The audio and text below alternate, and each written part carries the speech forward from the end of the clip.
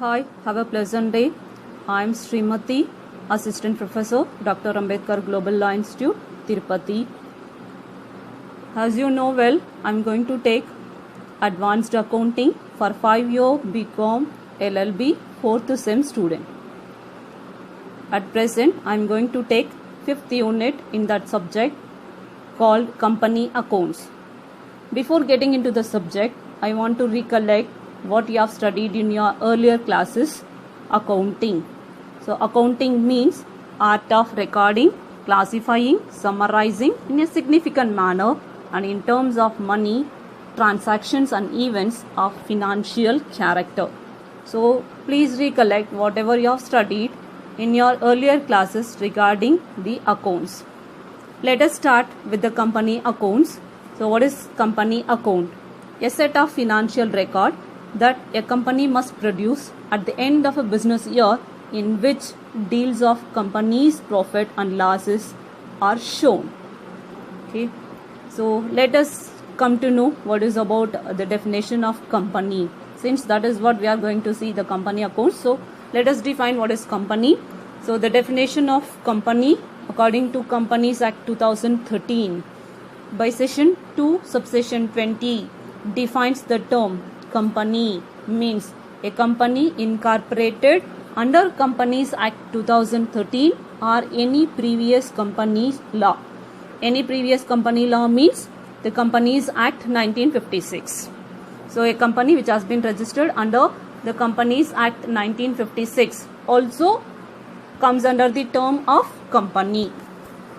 So what is about a company in general? A company is an association of many persons who contribute money or money's worth to a common stock and arising it in some trade and business who share profit and loss arising therefrom. That is about a company is. So according to Professor L.H. Honey, he defines the company. A joint stock company is a voluntary association of individuals for profits having a capital divided into transferable shares. So you want to know what is about a capital, what is about a shares. So those things we will define in the later classes. Okay, the ownership of which is the condition of membership having a common seal and perpetual continuity.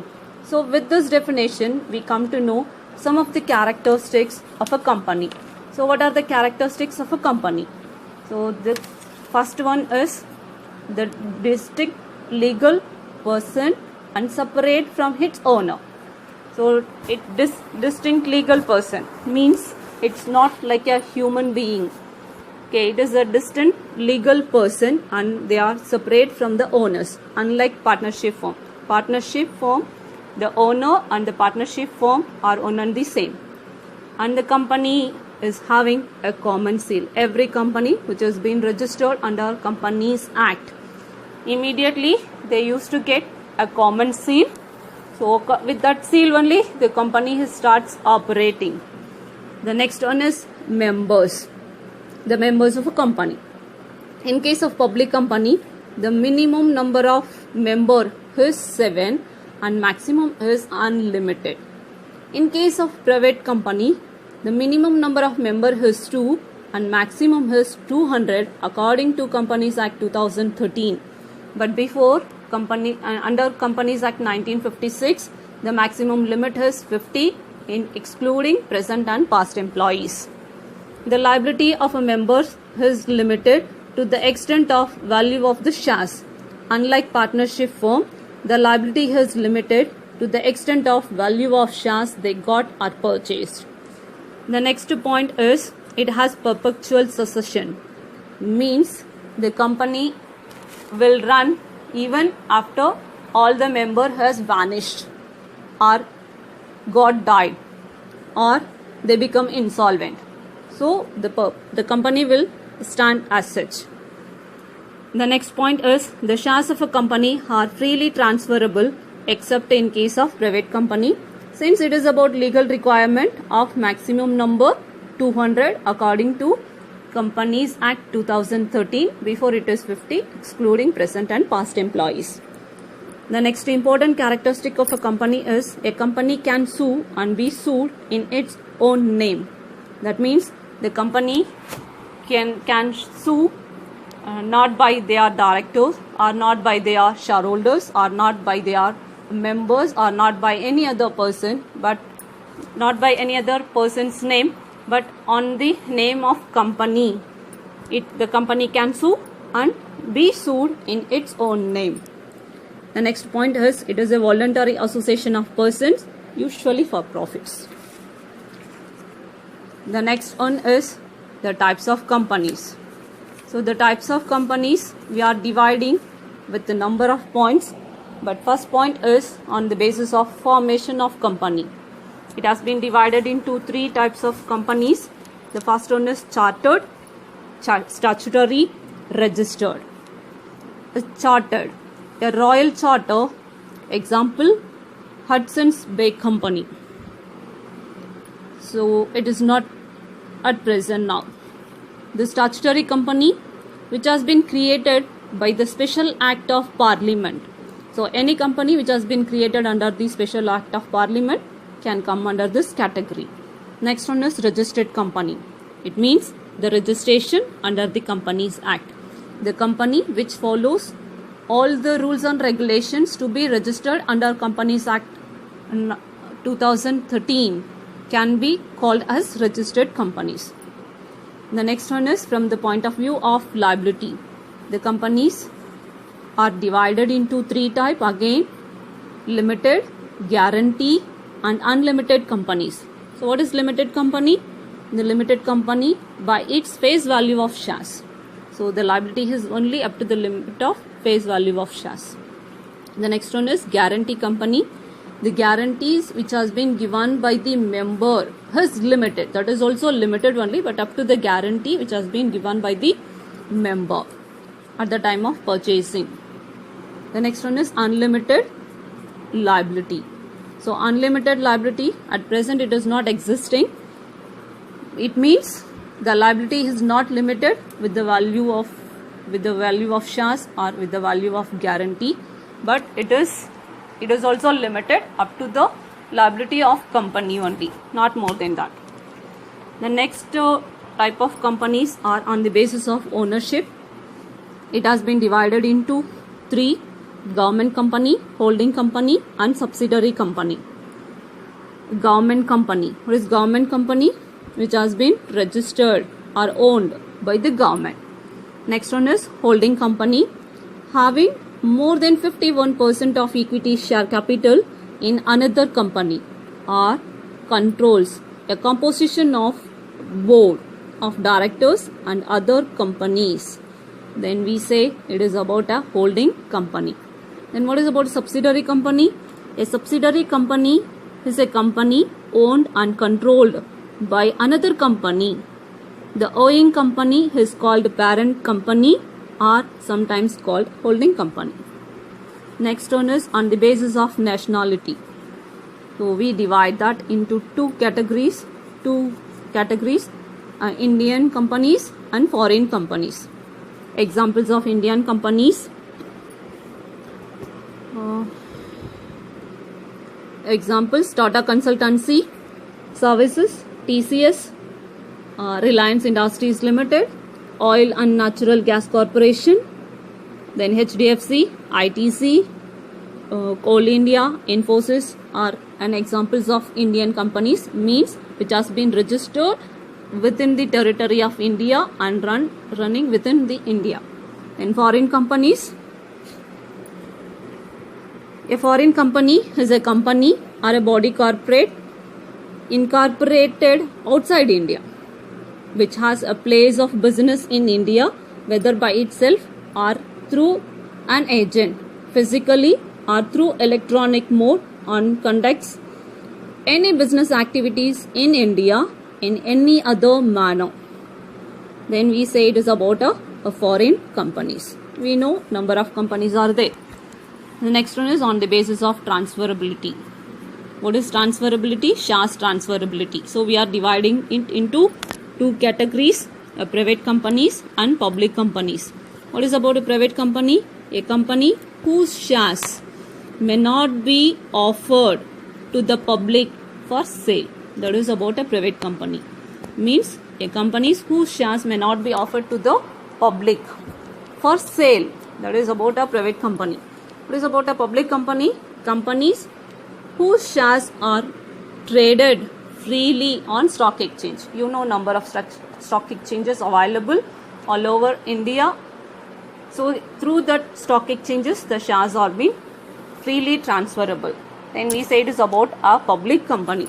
So these are the different types of companies which is available at present. And there is about a certain new concepts introduced in the Companies Act 2013. So what are the new concepts? New concepts mean different companies. Again, it has been introduced in Companies Act 2013. The first one is one person company. So the Companies Act 2013 introduces a new type of entity to the existing list.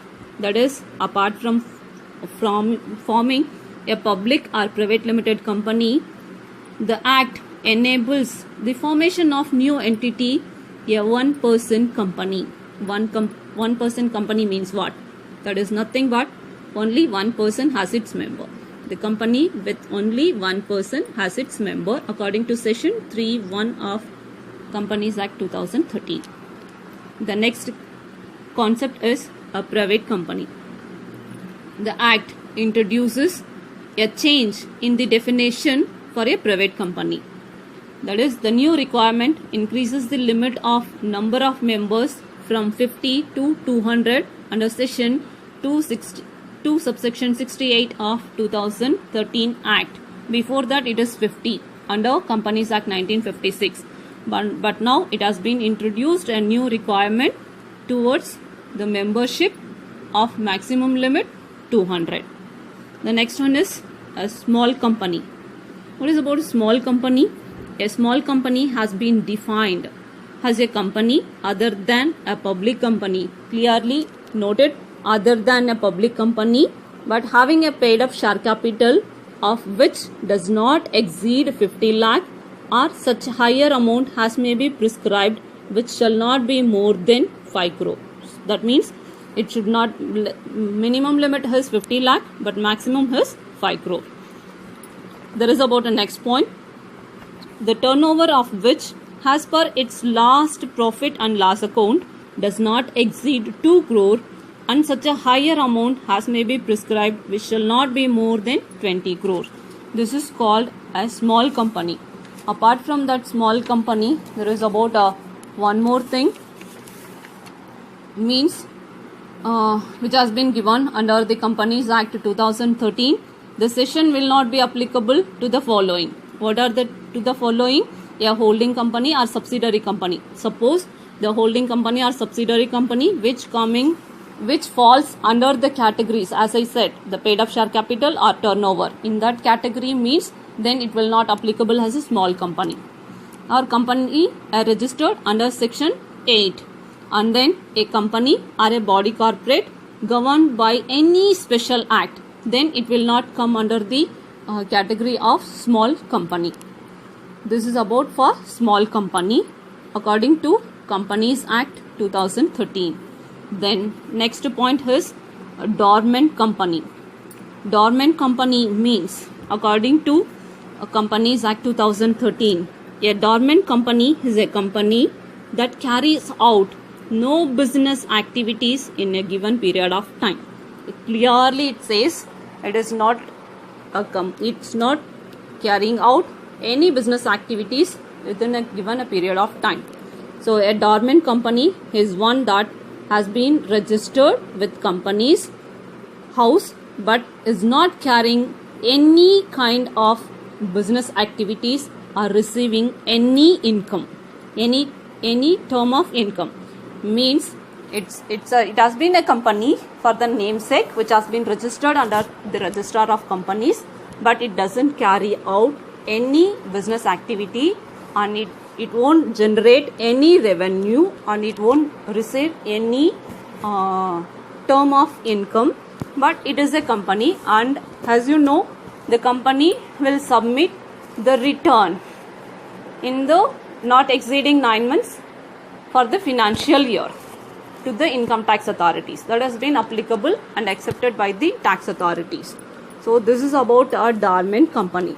So today's we have seen what is about a company, what is about an accounting, what is about a company accounts, what are the characteristics of a company, companies, and then different types of companies, and then the new concepts according to Companies Act 2013 for the types of companies we have seen. And in your next classes we are going to see what is about the capital, what is the term of capital, shares, and then different types of shares, and then the difference between public company and private company. Hope you all enjoyed the class. Until then, bye. Thank you.